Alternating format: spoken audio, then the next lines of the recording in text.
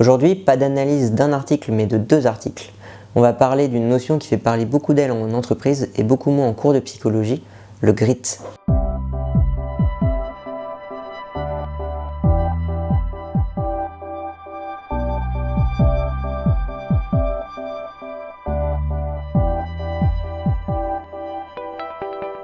Qu'est-ce que le grit? C'est une notion qui a été inventée par Angela Duckworth en 2007 avec ses collaborateurs et elle a défini comme la passion et la persévérance à atteindre des objectifs long terme. Avec ses collaborateurs, Duckworth indique que le grit c'est le meilleur prédicteur de la réussite scolaire ou de la réussite au travail, qu'elle est même meilleure que les tests d'habileté cognitive, alors que pourtant les tests d'habileté cognitive ont une corrélation de 0,50 avec la performance. Alors si on se base sur la définition qu'a donnée Duckworth du grit, on voit que déjà ça englobe 2 sous-définitions, celle de la persévérance et celle de la passion.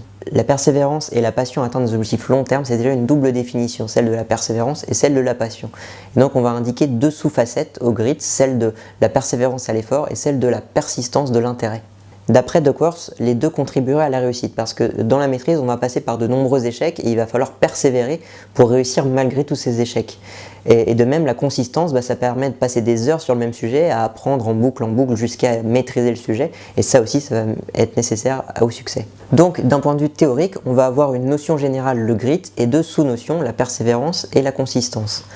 En pratique, pour que ça puisse exister, il faut une forte corrélation entre les 2 sous-facettes pour supposer qu'il y a une facette supplémentaire, le grit. Donc théoriquement, on a une notion générale de grit et 2 sous-facettes, la consistance et la persévérance. Mais ça c'est au niveau théorique. Au niveau pratique, pour supposer qu'il y a un construit sous-jacent, il faut qu'il y ait une corrélation suffisamment forte entre les 2 sous-facettes. Et le problème c'est que les études qui sont disponibles actuellement montrent qu'il n'y a pas une corrélation suffisante entre la persévérance et la consistance pour supposer qu'on puisse les relier dans un construit de plus haut niveau.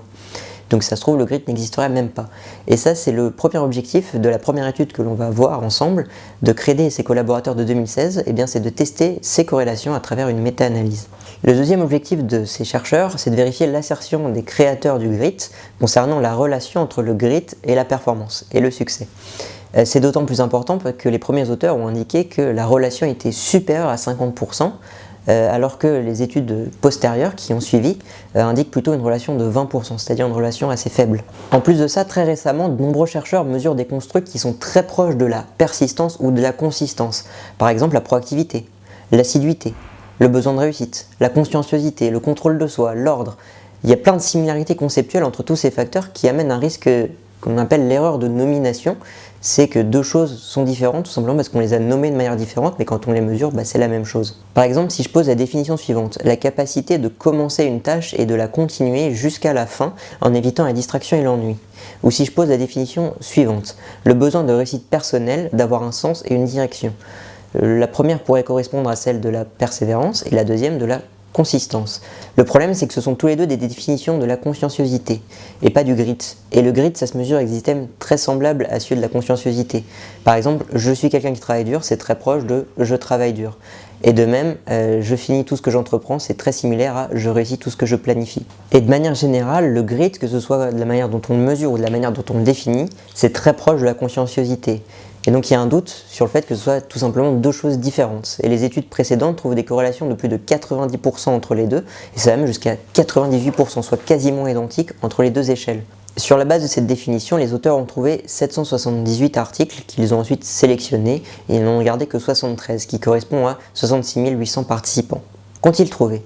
Que la relation entre la persévérance et la consistance est beaucoup trop faible pour qu'on suppose un construct de plus haut niveau. Elle était de 0,27, alors que pour pouvoir supposer un construct de plus haut niveau, il faut au minimum 0,40, et c'est vraiment un minimum.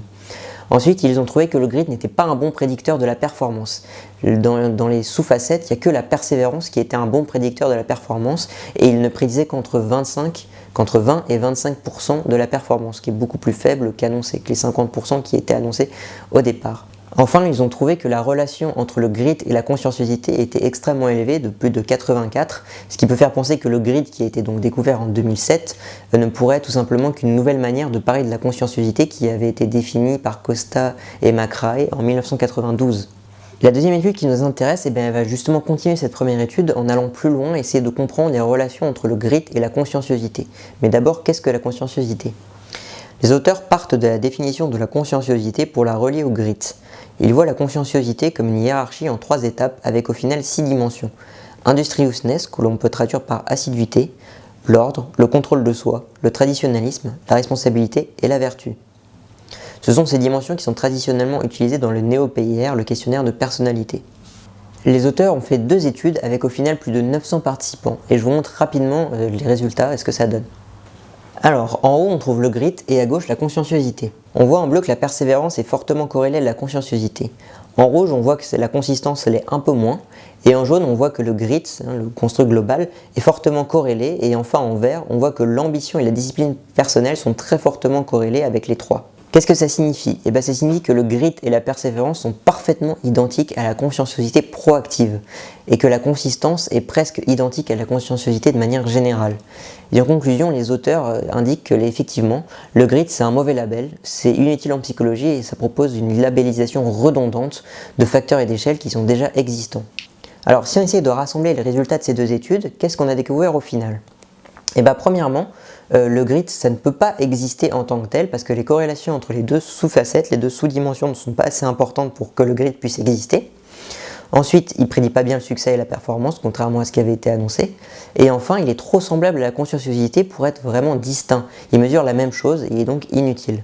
Heureusement qu'il y a des chercheurs qui persévèrent et qui ont la passion d'aller jusqu'au bout de ce qu'ils entreprennent pour démontrer que le grit n'existe pas. Si vous avez aimé cette vidéo, vous pouvez vous abonner, mettre un pouce bleu et cliquer sur la cloche pour être mis au courant lorsque les nouvelles vidéos apparaîtront. Merci!